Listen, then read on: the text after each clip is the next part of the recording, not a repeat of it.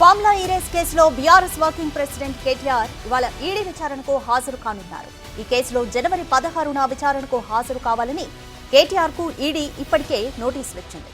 ఈ నోటీసుల మేరకు కేటీఆర్ ఈడీ విచారణకు వెళ్లనున్నారు. అయితే కేటీఆర్ లీగల్ టీంకు అనుమతి లేదని ఈడీ చెబుతోంది. దాంతో కేటీఆర్ ఒక్కరే విచారణకు వెళ్లనున్నారు.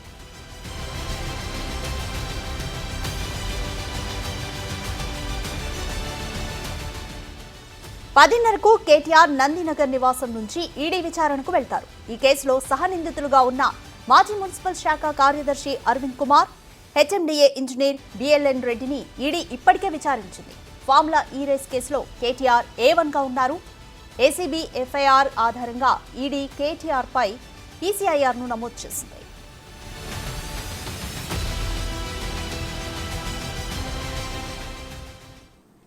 ఇదే విషయానికి సంబంధించి మోర్ అప్డేట్స్ మా ప్రతినిధి సురేష్ అందిస్తారు. సురేష్, ఈ రోజు సుమారు 10:30కు కేటీఆర్ ఈడీ విచారణకు హాజరు కాబోతున్నారు. ఈడీ ఎటువంటి ప్రశ్నల్ని సంధించబోతోంది? ఫార్ములా ఈ కార్ రేస్ కేసులో ఈడీ కేటీఆర్ని ఈరోజు విచారించబోతుంది. 10:30కి ఆయన ఈడీ కార్యాలయానికి రాబోతున్నారు. ఈడీ కార్యాలయం వద్ద భారీ భద్రతని పోలీసులు ఏర్పాటు చేయడం జరిగింది.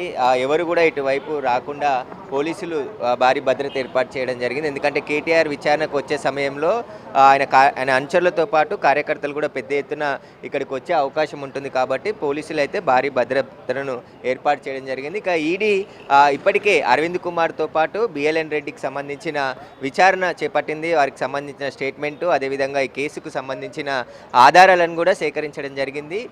ఏదైతే బ్యాంకు నుండి హెచ్ఎండిఏ సంబంధించిన ఓవర్సీస్ బ్యాంక్ నుండి డబ్బు బదిలీ అయింది కాబట్టి దానికి సంబంధించి కూడా పూర్తి స్టేట్మెంటు, అదేవిధంగా బ్యాంక్ అధికారుల స్టేట్మెంట్ కూడా రికార్డ్ చేయడం జరిగింది. అసలు ఆర్బీఐ రూల్స్కు వ్యతిరేకంగా ఎందుకు డబ్బులు బదిలీ చేయించారనే దానిపైనే ఈడీ ఫోకస్ పెట్టింది. మనీ లాండరింగ్ ఏమైనా జరిగిందనే కోణంలో ఈడీ దర్యాప్తు చేస్తుంది. ఖచ్చితంగా ఇదైతే ఈ ఫార్ములాకు సంబంధించి లండన్కు సంబంధించిన కంపెనీకి విదేశీ డబ్బు రూపంలో పూర్తిగా డబ్బులు చెల్లించారు కాబట్టి ఎందుకు అలా చెల్లించారు, వాటికి సంబంధించి రూల్స్ ఎందుకు పాటించలేదనే దానిపైనే ఈడీ ఫోకస్ చేయబోతుంది. ఫెమా ఉల్లంఘనలు, అదే ఎందుకంటే పిఎంఎల్ యాక్ట్ కింద కేసు నమోదు చేయడం జరిగింది. ఏదైతే విదేశీ కంపెనీకి డబ్బులు చెల్లించే సమయంలో ఆర్బీఐకి సంబంధించిన గైడ్లైన్స్ పాటించకపోవడం, 55 కోట్లు బదిలీ చేయడానికి సంబంధించి ఈడీ ఇప్పుడు ప్రశ్నించబోతుంది. ఇప్పటికే అనేక ఆధారాలు ఇటు హెచ్ఎండిఏ నుంచి, అదేవిధంగా మున్సిపల్ అడ్మినిస్ట్రేషన్, అదేవిధంగా ఏసీబీ నుంచి, ఈ 3 సంస్థల నుంచి కూడా ఆధారాలు సేకరించడం జరిగింది. వాటికి సంబంధించిన అన్ని ఆధారాలు కేటీఆర్ ముందుంచి విచారించబోతున్నారు.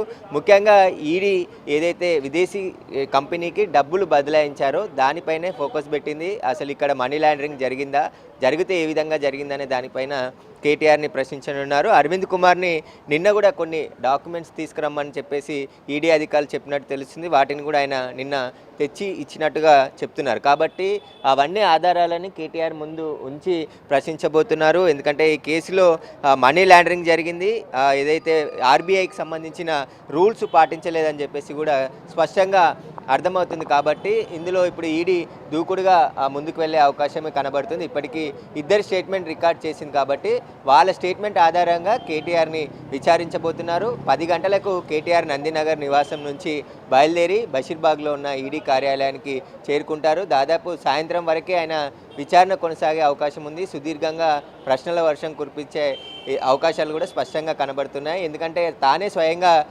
విదేశీ కంపెనీకి నగదు బదిలీ చేయమని చెప్పానని చెప్పేసి కేటీఆర్ అనేక సార్లు చెప్పాడు కాబట్టి ఇప్పుడు అధికారులు కూడా అదే స్టేట్మెంట్ చెప్పారు. కేటీఆర్ అప్పటి మంత్రిగా ఉన్నాడు కాబట్టి ఆయన ఆదేశాల మేరకే మేము డబ్బు బదిలీ చేశామని చెప్పేసి చెప్తున్నారు. కానీ ఆర్బీఐకి సంబంధించి అనుమతులు ఎందుకు తీసుకోలేదు, ఆ బ్యాంకు అధికారులపై ఎవరు ఒత్తిడి తీసుకొచ్చారనే దానిపై కూడా ఈడీ ప్రశ్నించబోతుంది. ఇప్పటికే బ్యాంక్ అధికారుల స్టేట్మెంట్ కూడా రికార్డ్ చేశారు కాబట్టి వాళ్ళు ఎలాంటి సమాచారం ఇచ్చారు వాటన్నిటిని కూడా కేటీఆర్ ముందుంచి ప్రశ్నించే అవకాశం కనబడుతుంది. ఇక మనం చూడొచ్చు, ఇటు ఎల్బీ స్టేడియం కావచ్చు, మిగతా చోట్ల కూడా భారీ భద్రతను ఏర్పాటు చేయడం జరిగింది. పోలీసులు ఇక్కడ ఎవరిని కూడా, ఎందుకంటే కేటీఆర్ వచ్చే సమయంలో ఆయన అనుచరులతో పాటు కార్యకర్తలు కూడా పెద్ద ఎత్తున ఇక్కడికి వచ్చే అవకాశం ఉంటుంది కాబట్టి ఈ ఈడీ ఆఫీస్ సరౌండింగ్లో 100 మీటర్ల వరకు కూడా పోలీసులు భారీ భద్రతను ఏర్పాటు చేయడం జరిగింది. పోలీసులు ఇంకా కేటీఆర్ వచ్చే సమయం 10:30కి వస్తాడు కాబట్టి అందుకు అనుగుణంగా ఏర్పాట్లు అయితే పోలీసులు చేస్తున్నారు.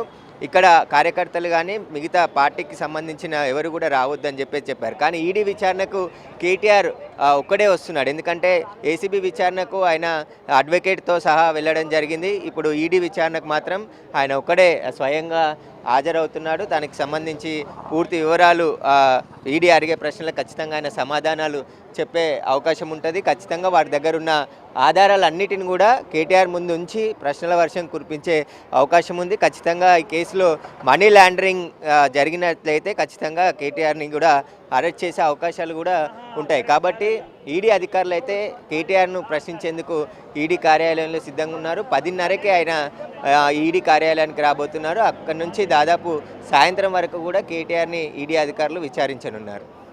Thanks for the update Suresh.